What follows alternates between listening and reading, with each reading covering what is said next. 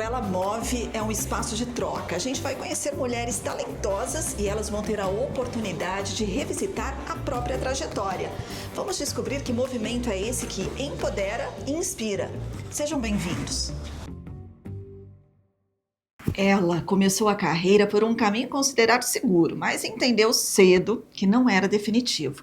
Passou pelo direito, estudou comunicação estratégica fora do país e encontrou na moda um lugar possível de expressão e identidade. Seu trabalho é autoral, artesanal e preciso, com processos manuais e também em 3D. E vou te falar uma coisa, ela produz peças lindíssimas. Já colaborou com marcas importantes da moda brasileira, sem abrir mão da própria personalidade criativa.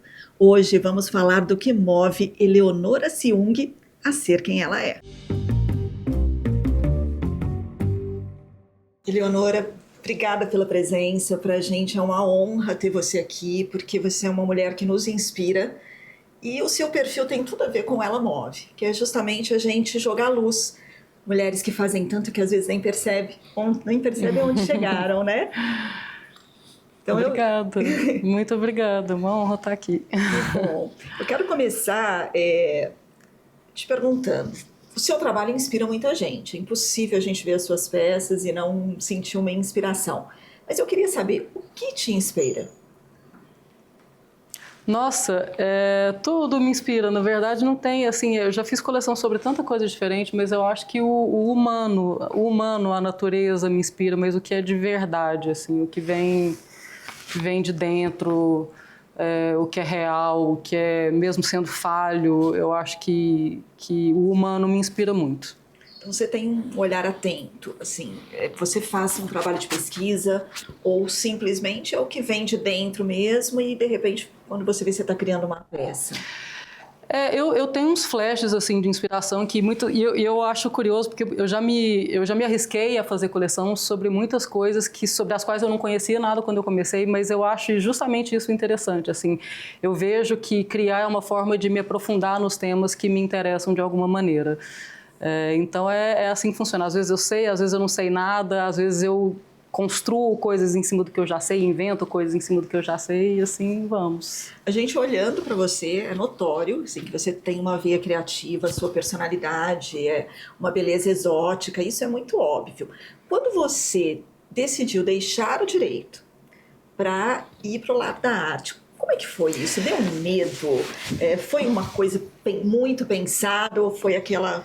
Chega, agora eu vou mudar a chave. Então, é tão engraçado isso. Eu estava pensando sobre isso hoje, assim, porque eu não era uma pessoa criativa. Eu não me lembro de ser uma criança criativa, dessas que constroem o próprio universo, né, que cria amigos imaginários. Assim, eu acho que a minha lembrança é de ser uma pessoa muito... mais contida, mais reservada, que fazia assim play by the book, sabe? Assim, fazer as coisas como elas têm que ser. E seguir a carreira que era a do meu avô, que é da minha mãe, que é do meu irmão também. E quando eu viajei pela primeira vez para a Europa, que foi assim, isso foi em 2002, 2003, o mundo era bem menor, né? Assim, a gente não tinha acesso às coisas todas pela internet. Então, viajar era uma descoberta muito maior do que é hoje, que você se antecipa e vê as coisas antes de efetivamente conhecê-las. Então, aquilo explodiu minha cabeça, assim. E eu já estava começando a me desencantar com o direito, que é lindo na teoria, mas não muito lindo na prática, sobretudo no Brasil. E se eu simplesmente pensei mesmo, meu Deus, o que mais que eu posso fazer? A ideia de trabalhar com criação nunca tinha sido aventada por mim, assim. A minha família sempre foi mais do lado do intelecto, da palavra.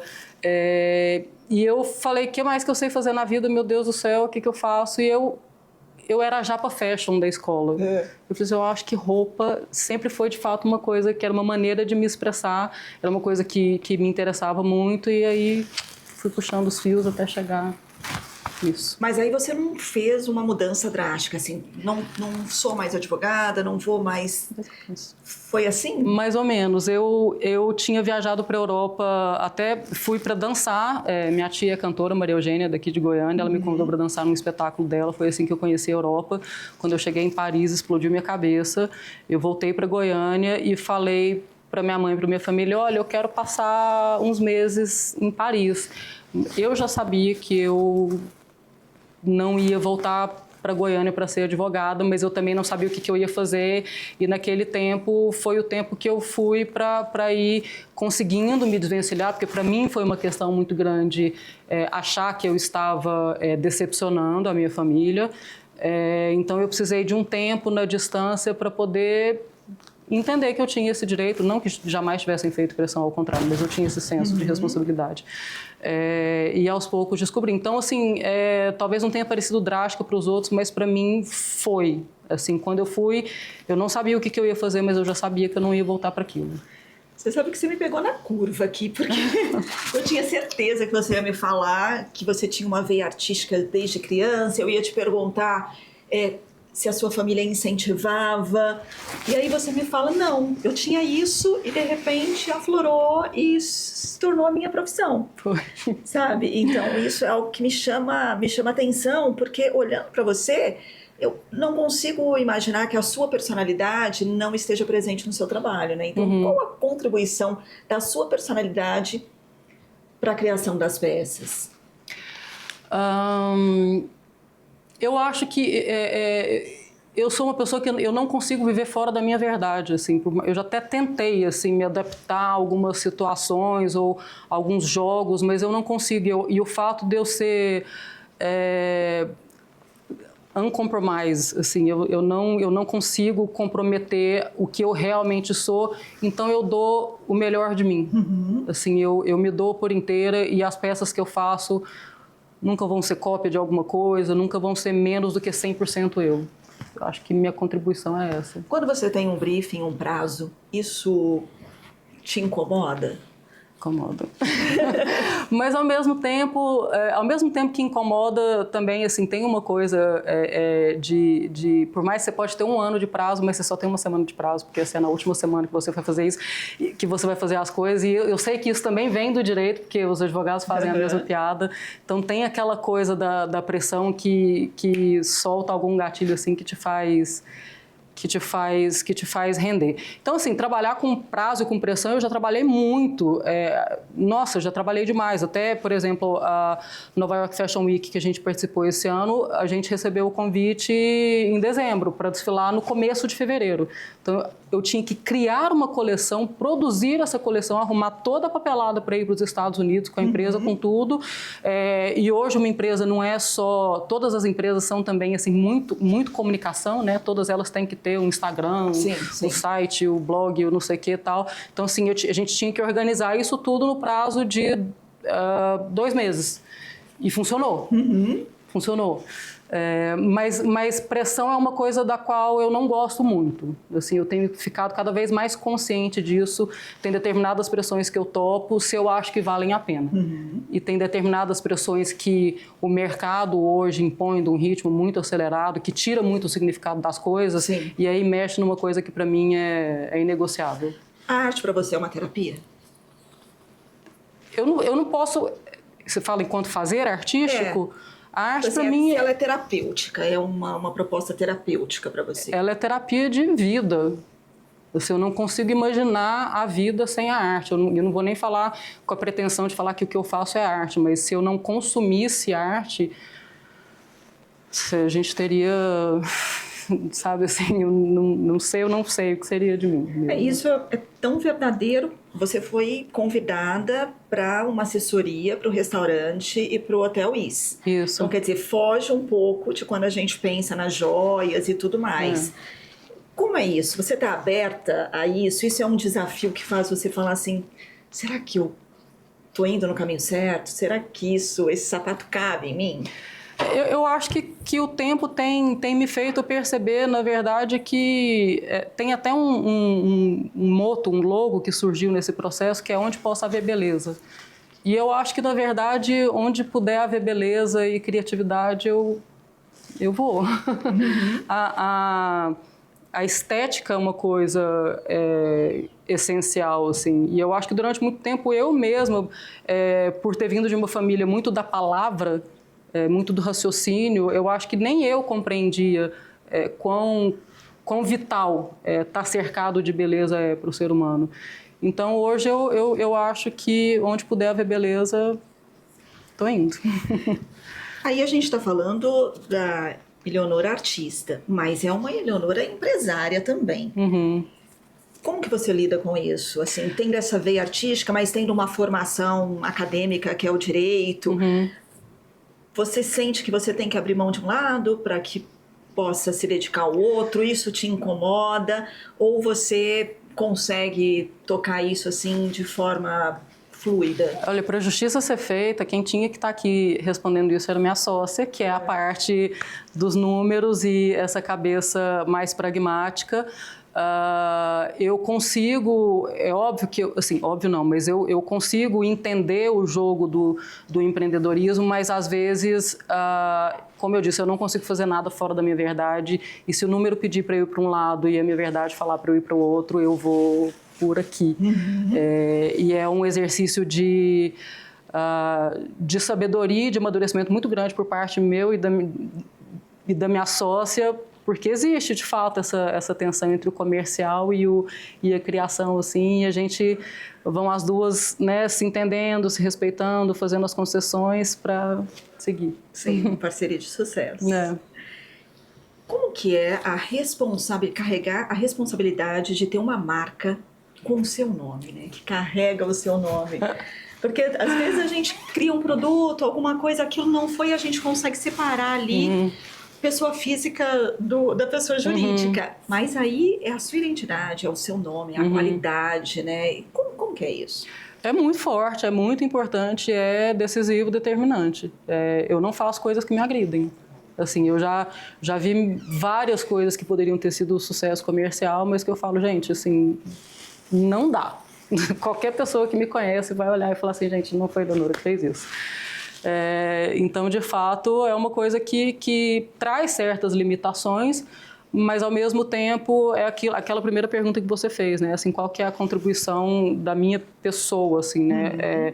Não vai ter determinadas coisas na marca, mas o que tiver é 100% verdadeiro. Queria trazer um pouquinho a nossa conversa pro olhar feminino, né? Eu queria que você me falasse quais os desafios de ser uma mulher empreendedora, que cria os seus próprios produtos. Como você dribla isso? Ou se de repente você nem enxerga assim, como eu estou sugerindo, né? É difícil ser uma empreendedora, uma empresária no nosso país? É difícil ser empresário no Brasil, ponto, né? Independente do seu sexo, do seu gênero. É curioso porque já me fizeram essa pergunta antes e eu falo, eu não posso mentir, eu nunca senti alguma coisa assim, você foi discriminado, você teve menos, né? Você enfrentou alguma dificuldade por ser mulher. Eu recebi da minha mãe uma educação assim, de uma altivez tão grande, de uma consciência tão forte do que eu sou e do que é meu direito e que ninguém vai passar essa linha, que se alguém tentou me diminuir pelo fato de eu ser mulher, eu sequer percebi. Mas eu percebo também que a dificuldade de ser uma empreendedora mulher, no meu caso, não vem por um possível preconceito, mas eu acho que a mulher, via de regra, tende a ter uma sensibilidade muito maior, a gente não... tudo via de regra, tá, gente? Coloca Sim. Via de regra na frente de tudo aí que eu falar dessas coisas. Mas o lado humano que olha para um funcionário, que olha para um colaborador e percebe que ele não está bem, e você não vai usar um argumento legal que você poderia talvez usar para fazer aquele colaborador fazer o que precisa ser feito, você vai olhar e você tem aquela empatia. Você olha para aquela pessoa e você vê primeiro o humano e depois um funcionário, um número, alguma coisa assim. Então, equilibrar isso, esse lado extremamente humano que costuma ser muito aflorado na mulher, com a pressão que uma empresa traz, é uma coisa que requer muito mais nervo, muito mais tato, muito mais jogo de cintura. Sim, é como se a gente tivesse uma vantagem que acaba se tornando uma desvantagem a partir do momento que a gente sabe que a gente tem essa responsabilidade social, sim, né? Sim. Você sabe que você inspira mulheres, né? Mulheres que te seguem através das redes sociais, que conhecem o seu trabalho, que conhecem a sua história. Como é isso para você? Nossa, eu tenho estado tão fora de rede social, por exemplo, assim, faz muitos meses que eu não apareço muito no Instagram do Ateliê. fechei o meu Instagram pessoal. Eu prefiro a coisa do tete a tete, sabe? Assim, eu prefiro a coisa de ter uma boa conversa, olhos nos olhos. Eu não fico pensando assim muito no efeito macro, sei lá, de quantas pessoas vêm e tal. Eu só espero, eu não sei, na verdade, assim, eu só espero que as pessoas se sintam inspiradas por essa determinação ávida de serem elas mesmas, sabe? Assim, eu acho que eu sou uma pessoa que tem os ônus e os bônus disso, mas que não tenho medo de ser eu mesma com todas as minhas falhas, com todas as minhas fragilidades. Eu não tenho vergonha de expor isso. Isso eu acho que é uma coisa que talvez pudesse ser uma boa contribuição para as mulheres que estão tão acostumadas a ter vergonha do que elas são, porque aquilo sempre foi ensinado para elas que era menos, que era pouco, que era feio. E assim, nós somos assim. A gente tem as nossas fraquezas, a gente tem as nossas inseguranças e a gente não precisa maquiar.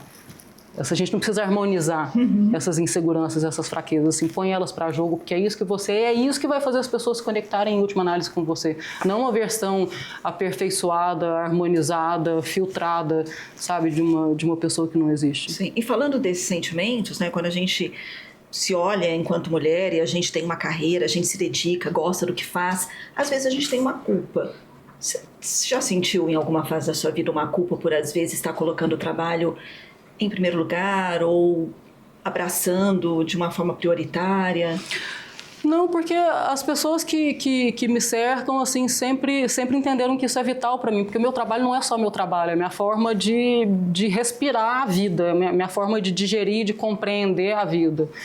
Então, as pessoas que me cercam, meu marido hoje, por exemplo, assim, ele é uma pessoa que sabe que sem aquilo eu ficaria louca, sabe? E ele entra comigo, assim, ele embarca comigo, é um grande parceiro, confidente, aconselhador, e que vibra com as minhas coisas, com as minhas conquistas, óbvio que sabe a hora de falar para mim, assim, calma, sabe, assim, mas que sabe que isso minha vida é isso, eu sou o que eu faço. No meio de toda essa determinação, essa personalidade, toda essa criatividade que você tem, você para analisar, assim, de onde você saiu, até onde você chegou, faz projeções futuras do que você espera, você simplesmente vai? Acho que eu simplesmente vou. Eu simplesmente vou. Eu acho que, assim, na verdade, o que eu vou fazendo são correções de rota. Eu acho que eu já... É uma coisa da idade também, assim. Você vai tentando entrar em determinados modelos, assim, e quanto mais madura você fica, mais você se sente confortável para falar isso não é para mim, isso não é para mim. Então, eu vou fazendo essas correções de rota, mas eu não tenho uma coisa assim, tipo, nossa, eu quero isso aqui. Eu quero poder seguir cada vez mais afinada com a minha verdade. Assim, coerência é uma palavra muito importante para mim. Então, mas é uma coisa muito subjetiva, muito ampla, né? Não tem uma coisa assim... Sim. E nessa busca de coerência, tem alguma coisa que você olha, tanto na sua vida profissional quanto pessoal, e fala assim... Queria ter aprendido isso antes, sabe, a maturidade, porque a maturidade traz, né, pra gente algumas coisas assim que a gente olha pra trás e fala assim, nossa, era tão óbvio, eu não conseguia ver. Então a gente vai amadurecendo e vai descobrindo, e isso tem um lado também, que às vezes a gente fica arrependido de ter feito, de ter tomado algumas decisões. Como que é isso pra você? Eu não posso dizer que eu sinto, de fato, assim, verdadeiro arrependimento, assim, igual algumas pessoas falam, nossa, tipo, né, você fez 5 anos de faculdade de Direito e tudo, se tivesse entendido isso antes, eu não consigo me prender, assim, a arrependimento de coisas do passado. Mas eu acho que eu teria gostado de entender, aceitar, talvez, mais cedo, que não tinha como eu fugir do que eu sou. Assim, eu acho que eu já tentei fazer concessões ao que eu sou, numa tentativa de agradar mercado, né, eventualmente algumas pessoas e tudo, e foi em vão para todo mundo. Assim, foi péssimo para mim, não deu certo porque eu não consigo sustentar quando não é uma coisa assim muito, muito do fundo do meu coração. Mas eu acho que é normal, assim, parte, no meu caso, foi dentro de um fluxo muito normal, vamos dizer assim. Acho que eu corrigi as coisas a tempo. Até porque quando você cita o direito, né, às vezes a gente tem essa tendência de olhar para trás e falar, eu não precisava ter feito. Só que a gente também precisa ter a maturidade de entender que a gente só vê as coisas dessa forma porque a gente fez, né? É parte da história. Então, eu acho que isso é algo que a gente precisa considerar também. Né? E a faculdade de Direito é uma faculdade maravilhosa, ela é útil para todo mundo. Você aprende a ser cidadão, você aprende a exercer a civilidade, você aprende o raciocínio da comunidade. Então, é uma coisa útil, maravilhosa, linda. Na prática, é linda. Em determinado momento, você citou as redes sociais, né? Então, falou que você está sem o seu perfil. Como você vê esse momento que a gente vive no mundo, assim, que parece que há uma vida real e uma vida paralela, né? Esses dias eu conheci uma pessoa que falou assim, eu não tenho Instagram, meu marido não tem Instagram, ela tem 2 filhos pequenos, meus filhos não têm Instagram, e eu posso te dizer que a gente é muito feliz com o que a gente tem. Porque tudo que a gente faz não tem uma comparação. Como que é isso para você? Quando você falou assim, eu desativou por razões semelhantes? Porque aquilo não conversa com você?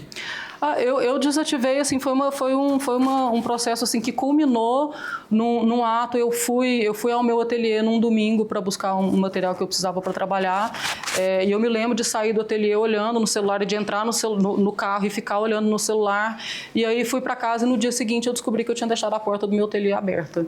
Eu falei assim, não é que eu não tranquei, eu deixei ela aberta. Então, assim, eu vi que eu estava de tal maneira, assim, drenada por aquela coisa, que eu falei, não, Eleonora, para. E eu acho, assim, o tempo que a gente perde em rede social e a enormidade de idiotice que a gente consome, não tava trazendo o melhor de mim. Eu via tanta coisa que me deixava enraivecida, que eu me via consumida por um sentimento que eu não quero alimentar em mim, né? Sendo uma pessoa que eu não quero ser, uma pessoa raivosa, uma pessoa crítica. Sim. Então, eu vou parar de ficar olhando para isso. Eu tenho um Instagram, uma conta do Instagram que eu sigo, eu não sigo CPF, eu sigo só CNPJ, assim, são só as marcas que me inspiram e tal, mas assim, eu também tenho um prazo, eu não fico, tipo, mais de meia hora em Instagram. Mas de maneira geral, eu acho que essa era dessa vaidade, dessa necessidade de mostrar tudo que você faz, assim, é impressionante como quando a gente tem Instagram, a gente acha que se a gente não registrar aquilo não aconteceu, sabe, assim, é uma coisa muito tóxica que me fez um bem, assim, danado, sair da rede. Eu vejo, por exemplo, esses dias uma amiga minha fez uma viagem. E eu tinha, óbvio que ela tinha postado tudo, até porque a viagem dela fazia parte do trabalho dela. E eu peguei e falei, nossa, eu não sei o que aconteceu, como é que será que foi essa viagem e tal. Liguei para ela, falei, Tati, você já chegou dos Estados Unidos, me conta, vamos sair, vamos encontrar, me conta. Se eu tivesse um Instagram, eu teria sabido tudo que tinha acontecido. Sim. Eu não teria ligado para ela, a gente não teria tido aquela noite maravilhosa conversando. Então, ela também traz, assim, se é com X amigos que você consegue se encontrar, se é a vida de X amigos que você consegue absorver e colocar para dentro, que seja isso, mas que seja por inteiro. Sim. Sabe, assim? E tem a questão da ansiedade, né? Eu li recentemente o livro do Selton Mello e, na verdade, ele sugeriu que, não sei se você leu o livro, mas várias pessoas mandassem perguntas para ele. Então, ele pegou artistas e aí ele foi respondendo. E numa delas, ele conta que ele sempre foi um fumante, já tinha tentado parar de fumar muitas vezes e sempre tinha um fracasso nessa tentativa. E aí, de repente, ele, ali no Instagram, ele falou assim, quer saber, eu vou sair do Instagram. Esse negócio não tá me fazendo bem, toda hora eu olho, se eu posto alguma coisa eu quero saber, aquela coisa. E aí ele parou, saiu do Instagram, hoje ele reativou e tudo, mas ele ficou um tempo sem. E ele falou que a grata surpresa que ele teve é que ele liberou o vício do cigarro. Mentira. E que ele nunca tinha feito essa conexão. E aí ele pensou, o Instagram me deixa mais ansioso, a ansiedade me faz fumar mais. E quer dizer, ele estava preso num ciclo, né, vicioso. Então, a gente trazer isso é muito importante. Porque quando a gente olha para você e fala, tá, o trabalho, o Instagram especificamente, não deixa de ser uma vitrine, né? Ele é uma vitrine. Mas aí, quando você coloca os dois lados, né, o benefício, o malefício, às vezes a gente começa a ver de uma forma diferente. O ateliê tem um Instagram, né? Ele segue rodando e tudo, mas essa, por exemplo, foi uma coisa que você me perguntou, né? De ter feito tentativas, coisas assim que você se arrepende. Uma coisa que eu não me arrependo, mas que eu já tentei foi ser aquela pessoa que aparece no Instagram, que fala do look do dia, que eu tô vestindo hoje e tal. Eu falei assim, sabe, eu não sou essa pessoa, não acho que ninguém, assim, o que eu tô vestindo não é minimamente importante para a vida das pessoas, eu não vou contribuir para ninguém mostrando isso. Sabe, então teve aquele momento, né, que a gente estava entendendo ainda quem que a gente era, o que as marcas eram diante dessa coisa de rede social. E assim, eu acho, provavelmente eu estaria vendendo muito mais se eu estivesse fazendo o look do dia, mas sem, assim, é inegociável, assim, não é uma coisa que não faz parte da minha personalidade, não é o que eu tenho para oferecer para as clientes do não ateliê. É a verdade. Né? Assim, o que eu tenho para oferecer para elas não é look do dia, então é isso, assim, mas é um mundo povoado por muita gente ávida para consumir isso, então seria fácil, né, se eu quisesse manipular e ir por esse lado. Mas eu não seria uma pessoa, sabe, eu ia me olhar no espelho e falar, cara, não. Então... não ia se reconhecer, né? Tá, você pode achar que não tem muito para oferecer nesse lado, mas você tem muito para oferecer como empresária, como uma mulher bem-sucedida. Pessoas que estão aí pensando em mudar de carreira, fazer esses 180 graus que você fez, o que você falaria, assim, olhando olho no olho para uma mulher que tem a vontade, tem a dúvida? E eu acho que o seu exemplo é muito pertinente, porque você falava assim, eu sabia o que eu não queria, eu não sabia o que queria, né? Então, assim, requer uma coragem muito grande. Queria que você me dissesse, assim, como que você acha que você inspiraria essas mulheres? Eu acho tão complicado falar isso assim num país como o Brasil, em que tantas pessoas fazem o que lhes é possível fazer. Sabe assim, tem tanta gente que, nossa, trabalha no emprego que conseguiu, o emprego que tem, né? Então, falar dessa coisa assim do alto do poder, do privilégio do poder de escolha é uma coisa que eu sei que é um grande privilégio. Mas, se estamos falando de pessoas que têm opção, eu acho que fazer o que você sente que é o que você faz melhor é quase uma obrigação. Tem tanta gente, sabe assim, tanta mulher que tem tantos talentos e que não podem exercer esses talentos porque elas têm que trabalhar naquilo que dá o dinheiro para elas sustentar os filhos que ela tem, que as pessoas que têm opção é quase como se fosse assim, um dever de honra pelas mulheres que não têm, sabe? Então, só que eu compreendo que ainda é muito difícil para as mulheres aceitarem o que elas são, aceitarem que elas são diferentes, que o jogo delas não é o jogo criado por um mercado e por uma indústria que foi feita por homens, para homens, né? Então, assim, ainda é muito confuso para a gente, eu acho, que entender aqui que a gente tem direito e entender até que as nossas fragilidades são as nossas grandes fortalezas em muitos dos casos. Então, o que eu falaria para essas mulheres olhem para si. Olhem para si, assim, quando ninguém está te vendo no escuro, no que você acha que você é realmente boa e o que você realmente gosta de fazer. O quanto das suas escolhas, das quais, né, você quer se livrar agora, foram feitas para agradar alguém que na hora final não vão estar na sua pele, entendeu? Tenha a coragem de olhar assim, para o que é realmente seu, sem vergonha, sem medo, e mira ali. Que mulher te inspira? Mulher me inspira. Que mulheres, né? Porque às vezes a gente tem tantas referências. Nossa, eu convivo com tantas mulheres maravilhosas, assim, as minhas amigas são, assim, tão inspiradoras, assim, todas elas sabem exatamente quem elas são. Assim, mulheres, no geral, me inspiram muito, porque as mulheres, elas se movem.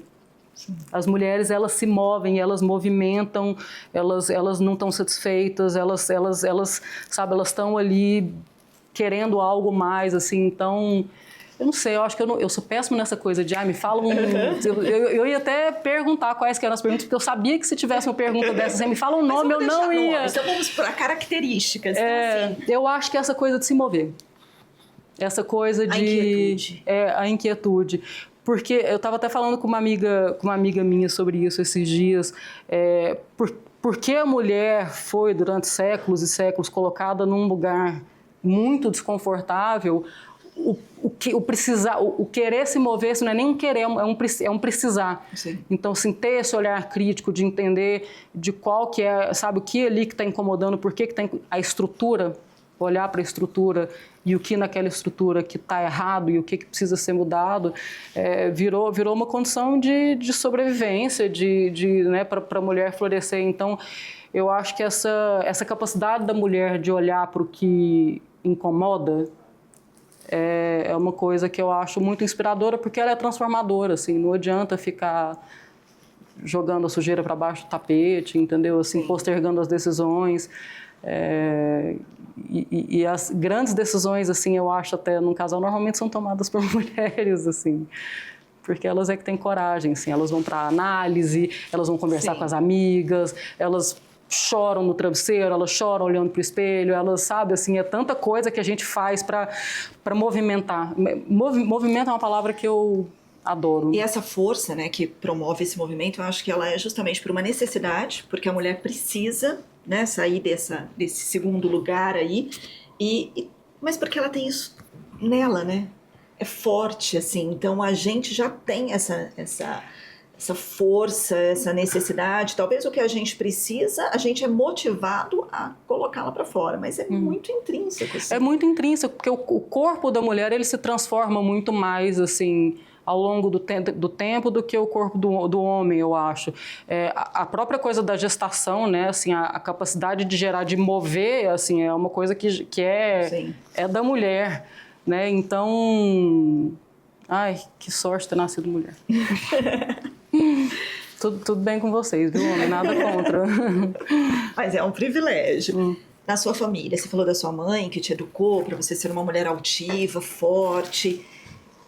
Isso é da sua família mesmo? A sua mãe já carregava isso ou é algo que ela se transformou para poder te alimentar? Eu acho que na minha mãe ela foi uma grande guerreira, assim, ela veio com ela se fez com essa marca de uma mulher que se divorciou na Goiânia da década de 80, que voltou de São Paulo com os 3 filhos, que tinha peitado um divórcio de um marido que, enfim, era A, B, C, entendeu? E enfrentou o preconceito, veio para cá sem ter uma faculdade completa, foi fazer a faculdade, fazer o nome, fazer a profissão, criou os filhos. Então, é uma mulher que é uma leoa que precisou se tornar uma leoa e que me ensinou muito a ser uma leoinha. Mas é uma self-made woman. Uma self-made woman. Eleonora, o que te move?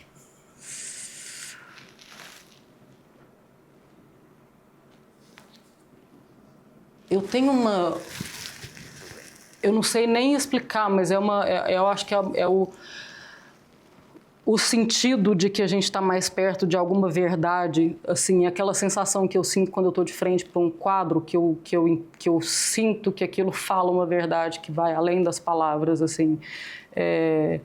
Quando eu sinto que eu preciso falar sobre alguma coisa, assim, é muito engraçado como muitas vezes eu não consigo entender o que é que está se passando dentro de mim, mas eu preciso começar a ler sobre algumas coisas, falar sobre algumas coisas e começam a vir a vontade de produzir determinadas imagens e aquela figura não se forma para mim e aí eu começo a fazer, eu começo a produzir, eu começo a criar e de repente eu entendo que era uma coisa que estava precisando sair de dentro de mim, sabe? Então eu acho que é uma necessidade de estar perto de uma verdade e de uma beleza que não é explicável por palavras, mas que é de uma sensibilidade tremenda, é uma coisa que me aproxima do humano, do divino, é uma coisa que me impele a produzir beleza e verdade, que é maior do que palavra, assim, para mim.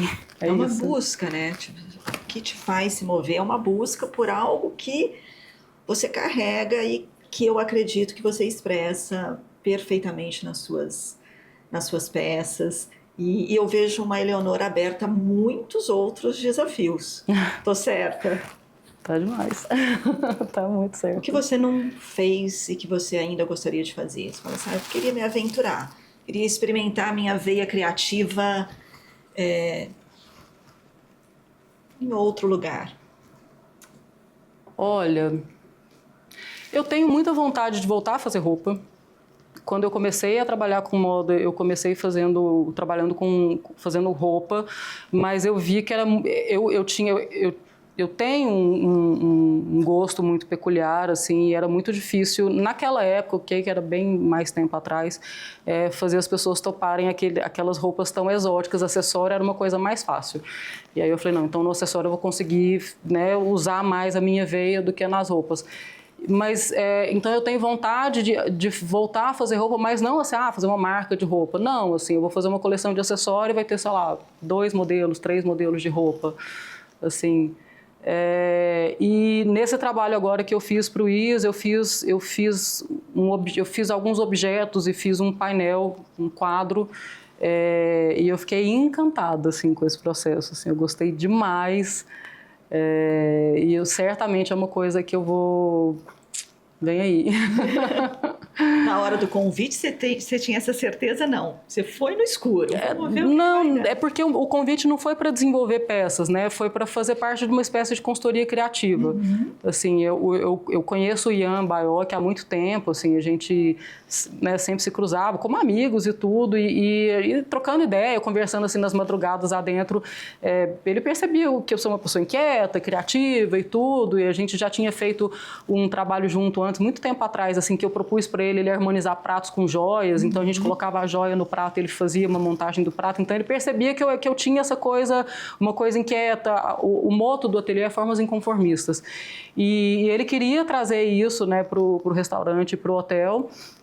Ele já estava maravilhosamente assessorado pela arquitetura do Vitor Tomé, então ele queria uma pessoa que fosse assim, sabe se tem um anjinho e o demoninho, assim, ele queria, né, o contraponto ali daquela coisa do luxo, né, assim, daquela coisa muito maravilhosa que já existia na arquitetura do Vitor. Ele queria a coisa, sabe, assim, formas inconformistas.